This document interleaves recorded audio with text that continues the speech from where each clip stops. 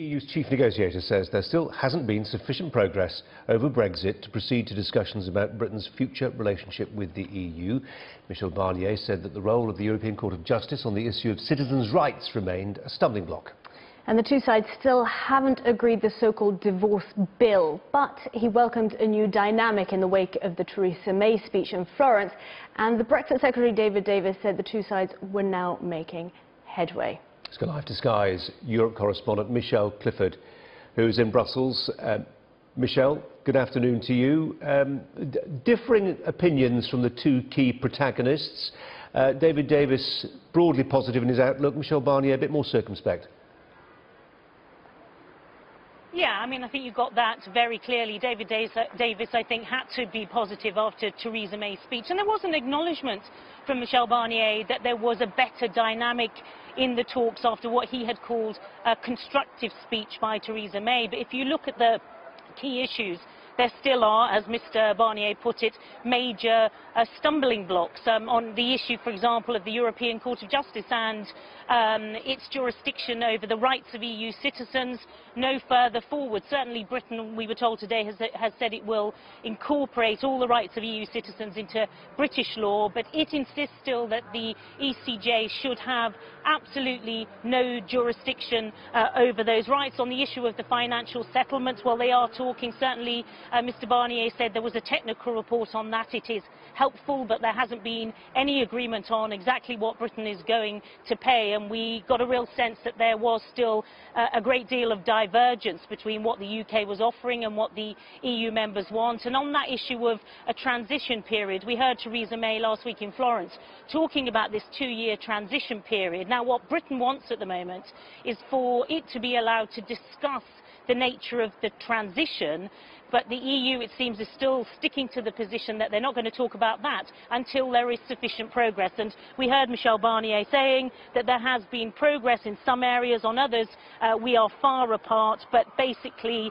it's been constructive, but there is no sufficient progress. And Colin, that means next week, when the European Parliament is due to vote on whether sufficient progress has been achieved, I think we know the answer. We know what that vote is going to say. The answer is going to be no. I think more critically, at the end of this month, there is a European Council summit. There was meant to be a discernment of sufficient progress. What Mr Barnier is going to be saying to those 27 members, I don't detect it yet. There's a lot more work to be done. So I think even by the end of the month, that determination will be no, the progress hasn't been made. So I think the sense from both men today is that the talks were framed in a better way, but on the critical issues which will allow the EU 27 to say we've moved forward in a way that we're satisfied with, it simply isn't there at the moment. Let's just get a flavour of what both of them had to say in their own words now.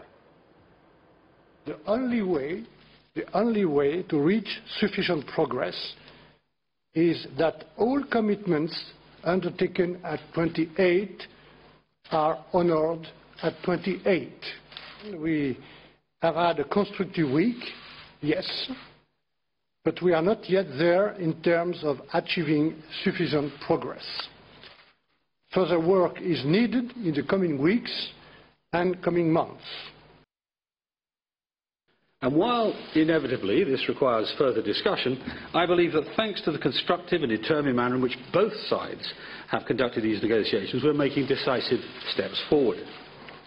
After 4 rounds, when I look across the full range of issues to do with our withdrawal from the EU, I'm clear we've made considerable progress on the issues that matter: increasing certainty for citizens and businesses, providing reassurance to our EU partners in regards to our mutual financial obligations, and agreeing to some of the key principles in relation to issues arising for Northern Ireland and Ireland.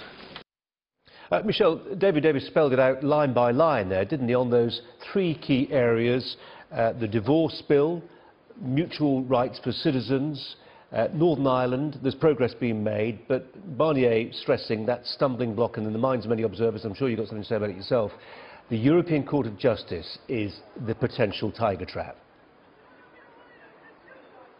Yeah, and it's very difficult to see how you get over that particular issue because there doesn't seem to be any sense of the EU 27 budging on that. Certainly there have been suggestions and ideas this week from experts in Britain about setting up an alternative court so the ECJ and a British court can look into disputes, but it's just not something that the EU 27 want to budge on. So you wonder how you can get past that, and added to that, as I mentioned, there are still issues on the whole issue of European citizens' rights, citizens in Britain, and on the financial bill. What we've seen in the course of the last week is ministers, including David Davis, the International Trade Secretary, Liam Fox, the Foreign Secretary, Boris Johnson, going out unilaterally across Europe, meeting with their counterparts in other EU countries. Some people suggest that's a strategy of divide and conquer, that they're trying to go over the heads of Michel Barnier and talk directly to the leaders and foreign ministers in those countries. Britain would deny that. They're saying that the mission this week by those three is simply to explain if there was any doubt exactly what Theresa May meant in her speech. But there is still a great, I think, deal of suspicion amongst the EU 27 members about what exactly is going on with those trips. So, as I said, I think there was a sense that the talks themselves were a little better. In terms of progress on substantive issues, it isn't there yet. You didn't frankly have the balls to put country before party.